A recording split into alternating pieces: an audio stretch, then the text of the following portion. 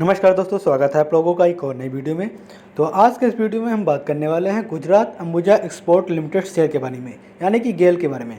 तो काफ़ी अच्छी कंपनी है। अगर कंपनी के शेयर के भाव की बात करें तो अभी जो इस शेयर का प्राइस चल रहा है वो आपको यहाँ पर 278 रुपये का दिख रहा होगा। अगर बात करें वहीं वनडे टाइम फ्रेम पे, तो वनडे टाइम फ्रेम पे चलते हैं, यानी कि आज की डेट में, तो देखेंगे कि आज की डेट में हमें कोई भी इंक्रीज होता हुआ नहीं नज़र आ रहा है, जो कि 0.52% के आसपास डिक्रीज हुआ है शेयर, यानी ₹1.45 का ये थोड़ा माइनस हुआ है। 278 के आसपास अभी जो इसका प्राइस चल रहा है। अगर वहीं बात करें 5 दिन की डाटा के बारे में, तो देखेंगे 5 दिन का यहाँ पर डाटा लगाते हैं, 13% की तेज़ी हमें देखने को मिली और 32 का इंक्रीज देखने को मिला है शेयर में। और वहीं बात करते हैं एक महीने की, तो एक महीने में 14% का शेयर में तेज़ी देखने को मिली। और देखेंगे 6 महीने का अगर डाटा लगाते हैं तो यहाँ पर 6% की तेज़ी दिखाने को मिली। तो एक बात क्लियर है कि काफ़ी अच्छी तेज़ी दिखाने के बाद शेयर ने कंसोलिडेशन का जोन बनाया, काफ़ी नीचे आके कंसोलिडेट का जोन बनाया। अगर दिखाएं, शेयर ने यहाँ से एक अच्छी खासी तेज़ी स्टार्ट की, जो कि इस शेयर का भाई जो कि हाई लगा था 394 रुपये के आसपास इस शेयर का हाई लगा था। एक अच्छी तेज़ी दिखाने के बाद थोड़ा सा करेक्शन यहाँ पर देखने को मिला।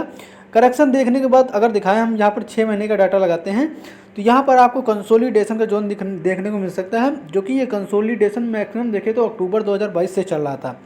तो ये कंसोलिडेशन का जोन आपको अक्टूबर से ही देखने को मिला था 2022 से, और ये कंसोलिडेट इसी के बीच में होता रहा। और देखें काफ़ी अरसे के बाद अब इस कंसोलिडेट का हमें ब्रेकआउट देखने को मिला। तो काफ़ी अरसे के बाद हमें ब्रेकआउट देखने को मिला, जो कि अब जाके ये ब्रेकआउट हुआ 2023 में, यानी कि अप्रैल के महीने में अब जाके ये ब्रेकआउट हुआ है। तो एक अच्छी बात है, कोई भी कंसोलिडेशन का अगर जोन होता है, अगर कहीं शेयर एक रेंज में फंस जाता है, उसी के ऊपर नीचे घूमता रहता है, ऊपर ब्रेकआउट करे यानी ऊपर ब्रेकआउट करे या फिर नीचे ब्रेकआउट करे, तो शेयर क्या होता है उस तरफ भागने की कोशिश करता है। तो ऐसा ही देखने को मिला हमें गुजरात अंबुजा एक्सपोर्ट में, जो कि काफ़ी अच्छी तेज़ी दिखाने के बाद शेयर में हमें करेक्शन देखने को मिला। करेक्शन देखने के साथ साथ नीचे आके इसने एक बेस क्रिएट किया, जहां पर काफ़ी समय इसने कंसोलिडेट किया।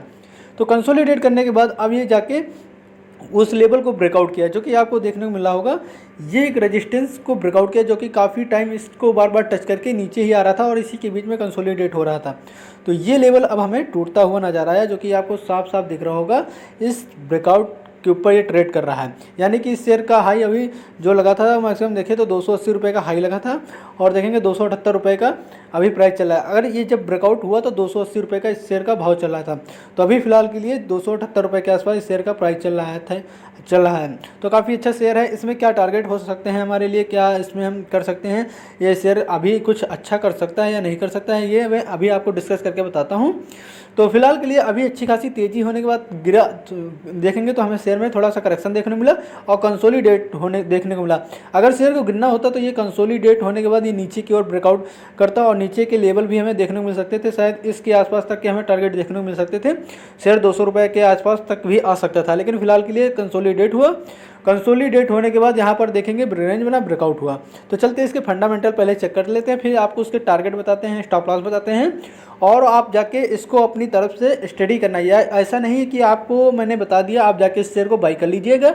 हाँ, एक अच्छे समय के लिए अगर आप बाई करते हैं, आपका टर्म जो है, आपका व्यू जो है वो थोड़ा लंबे समय के लिए है, तो आपको अच्छे खासे प्रॉफिट देखने को मिलेंगे। अगर शॉर्ट टर्म के लिए है तो आपको छोटे टारगेट देखने को मिलेंगे। तो फिलहाल के लिए अगर मैं बता रहा हूँ तो इस पर आप अपनी खुद की स्टडी करिएगा और फिर खुद से एनालिसिस करिएगा, इसके फंडामेंटल जाके चेक करिएगा, तभी आप जाके इसको बाई करिएगा। मेरे बताने से आप इसको मत बाई करिएगा, क्योंकि मैं आपका कोई पर्सनल एडवाइजर नहीं हूँ। मैं सिर्फ आपको इन्फॉर्मेशन देता हूँ। किसी भी वीडियो में जाके मैं आपको बता देता हूँ कि ये शेयर में हमें एक तेज़ी देखने को मिल सकती है, और कंपनी के फंडामेंटल भी आपको मैं बता देता हूँ। बाकी आपका भी काम है अपनी तरफ से जाके उसको एनालिसिस करें, फिर उसको शेयर को बाई करने के बारे में सोच सकते हैं। तो ऐसे ही मैं दिखाता हूँ आपको उसके फंडामेंटल के बारे में। चलते हैं गुजरात अंबुजा एक्सपोर्ट देखेंगे, तो यहाँ पर जो कि कॉर्न स्टार्च और डेरिवेटिव सोया डेरिवेटिव्स और सोया डेरिवेटिव्स, और देखेंगे तो फीड इंग्रेटिव्स, और देखेंगे कॉटन यार्न, और यहाँ पर देखेंगे खाद्य तेल के बनाने में एक कंपनी लगी हुई है, जो कि 1991 से ये कंपनी स्थापित की गई थी, तब से ये कंपनी काम कर रही है काफ़ी अच्छे से। और देखेंगे तो यहाँ पर इस कंपनी का मार्केट कैप देखें तो 6,387 करोड़ का इस कंपनी का मार्केट कैप है। और वहीं बात करते हैं कंपनी की डिविडेंड के बारे में, 0.23% के आसपास कंपनी डिविडेंड पे करती है। और आरओसी देखें तो 30% के आसपास, आरओई 25% के आसपास, और देखेंगे इस कंपनी का फेस वैल्यू 1 रुपये है। तो वहीं पर अगर हम चलते हैं कंपनी की फंडामेंटल पे चलते हैं, अगर इसके पीएनएल पे चलते हैं तो आपको दिखाते हैं पीएनएल में कुछ खास क्या खास है। मार्च 2011 से देखेंगे तो 1941 करोड़ का इस कंपनी का सेल्स जनरेट हुआ था, आपको देखने को मिल सकता है यहाँ पर। और वही साथ साथ धीरे देखेंगे तो 2015 में इस कंपनी का सेल्स जनरेट होते हुए देखेंगे 2014 में 3000 करोड़ था, फिर देखेंगे 25,000 करोड़ 2015 में हुआ, जो कि 3000, जो कि 2014 से घटता हुआ नज़र आ रहा है, हमें काफ़ी घटता हुआ नज़र आ रहा है। उसके बाद देखेंगे फिर से हमें 2016 में बढ़ता हुआ नज़र आ रहा है, जो कि 2700 करोड़, फिर देखेंगे 3300 करोड़।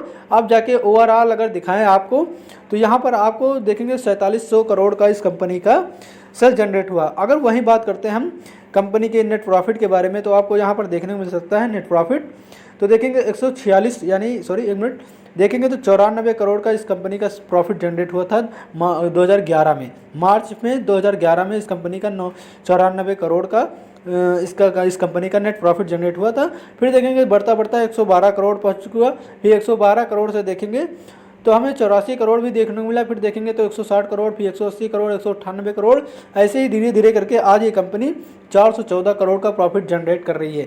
अगर वही बात करते हैं अर्निंग पर शेयर की, तो देखेंगे तो 18% के आसपास, यानी कि 18 रुपये इसकी अर्निंग पर शेयर है, जो कि हमें काफ़ी बढ़ती हुई नज़र आ रही थी, जो कि 3.40 रुपये से इसने स्टार्ट किया था अर्निंग पर शेयर। वही धीरे धीरे देखेंगे तो हमें बढ़ती हुई नज़र आएंगी। अगर किसी भी कंपनी में आप विश्वास जताते हैं, विश्वास करते हैं, तो हाँ आपको उतार चढ़ाव देखने को मिल सकता है। उसी उतार चढ़ाव के साथ साथ वो धीरे धीरे कंपनी अपने आप को इम्प्रूव करती है और ऊपर के लेवल भी हमें देखने को मिल सकते हैं। कहाँ पर हमें इसके जो देखने को मिल रहे थे 3 रुपये से इसकी अर्निंग पर शेयर थी, 94 रुपये का इसका 94 करोड़ का इसका नेट प्रॉफिट था। वही धीरे धीरे बढ़ते बढ़ते आज की डेट में देखिए तो 18 रुपये इसकी अर्निंग पर शेयर हो गई है और 414 करोड़ का इसका नेट प्रॉफिट जनरेट हुआ है। अगर वही बात करते हैं कंपनी की रिजर्व के बारे में, तो देखेंगे तो पहले 2022 में इस कंपनी का मार्च में 2100 करोड़ का इस कंपनी का रिजर्व था, वही बढ़कर अब 2268 करोड़ का हो चुका है, जो कि हमें धीरे धीरे बढ़ते हुए नजर ही आ रहे हैं इस कंपनी के रिजर्व। वहीं बात करें कंपनी की डेट के बारे में, तो देखेंगे तो कंपनी डेट फ्री है, जो कि अब 72 करोड़ का इस कंपनी के ऊपर कर्जा है, बाकी इसने सारा कर्जा उतार दिया है। तो कंपनी डेट फ्री है, इससे बात की कोई चिंता करने वाली नहीं है। ये कंपनी काफ़ी डेट फ्री कंपनी है, काफ़ी अच्छा इसके पास रिजर्व है। और वही बात करें कंपनी की, अगर हम बात करते हैं प्रमोटर के बारे में, तो देखने को मिल सकता है आपको यहाँ पर 63% के आसपास यहाँ पर आपको प्रमोटर देखने को मिल सकते हैं। FIIs का डाटा देखेंगे तो 4% के आसपास है, और देखेंगे DIIs का डाटा 16% है, यानी कि 0.16%। वही बात करें पब्लिक की डाटा के बारे में, तो 31% का इस कंपनी का पब्लिक डाटा है। तो देखेंगे तो काफ़ी अच्छी होल्डिंग हमें देखने को मिल रही है प्रमोटर की, FI की, और देखेंगे पब्लिक की। DI थोड़ा यहाँ पर कमज़ोर दिख रहे हैं, लेकिन फिलहाल के लिए धीरे धीरे अभी इन्होंने अपनी पोजीशन को घटाया नहीं, अपने उसी पोजीशन को होल्ड करके रखे हुए हैं। तो कंपनी के फंडामेंटल आपको स्ट्रॉन्ग दिख रहे होंगे। चलते हैं फिर से चार्ट पे, तो यहाँ पर देखेंगे अगर हम यहाँ पर लगाते हैं 6 महीने का डाटा, तो आपको देखने को मिलेगा कंसोलिडेट होने के बाद ये लेवल को ब्रेकआउट होते हुए। चलिए 5 साल के डाटा पे चलते हैं। तो इस शेयर में जो हमारे टारगेट हो सकते हैं वो फिलहाल के लिए इस समय, हम अगर लंबे समय के लिए जा रहे हैं तो हमारा जो टारगेट होने वाला है वो हमारा टारगेट 395 रुपये का टारगेट होगा, अगर हमारा जो व्यू है लंबे समय के लिए है। अगर शॉर्ट टर्म के व्यू होता है हमारा, तो हमारा जो शॉर्ट टर्म के लिए जो व्यू होता है वो 300 रुपये के लिए हमारे टारगेट होंगे, यानी कि आपको 300 रुपये शॉर्ट टर्म के लिए इसको होल्ड करके रखना पड़ेगा। यानी कि शॉर्ट टर्म आपको जो टारगेट देखने को मिल सकते हैं वो आपको 1 वीक भी लग सकते हैं, एक महीने भी लग सकते हैं, ये टाइम लग सकता है आपको 300 रुपये तक के टारगेट जाने तक के। अगर थोड़ा लंबे अवधि के लिए जाते हैं तो आपको इसको मैक्सिमम 3 महीने के लिए, 6 महीने के लिए होल्ड करना जरूरी है, तभी आपको इसके ऑल टाइम हाई यानी कि 395 रुपये तक के इसके टारगेट देखने को मिल सकते हैं। इसके ऊपर भी लेवल आपको देखने मिल सकते हैं अगर उस लेवल को ब्रेकआउट करता है। अगर वही बात करें नीचे स्टॉप लॉस के बारे में, तो देखेंगे इस शेयर में हम अपना जो स्टॉप लॉस रख सकते हैं वो 235 रुपये का इस शेयर में हम अपना स्टॉप लॉस रख सकते हैं। तो आप क्या कर सकते हैं, 235 रुपये का आप स्टॉप लॉस लेकर आप इसको शॉर्ट टर्म के लिए 300 रुपये तक के टारगेट, और लंबे समय के लिए जो टारगेट होने वाले हैं वो 395 रुपये के तक के टारगेट आप ले सकते हैं इस शेयर में, यानी कि गुजरात अंबुजा एक्सपोर्ट में। तो कंपनी काफ़ी अच्छी है, आप भी जाके इसको एनालिसिस करें, फिर जाके इस कंपनी के बाय करने के बारे में सोच सकते हैं। तो आई होप आप लोगों को वीडियो पसंद आया होगा। अगर वीडियो पसंद आए तो hit the like button and channel को सब्सक्राइब करें। तो मिलते हैं नेक्स्ट वीडियो में, तब तक के लिए थैंक यू सो मच। जय हिंद, जय भारत।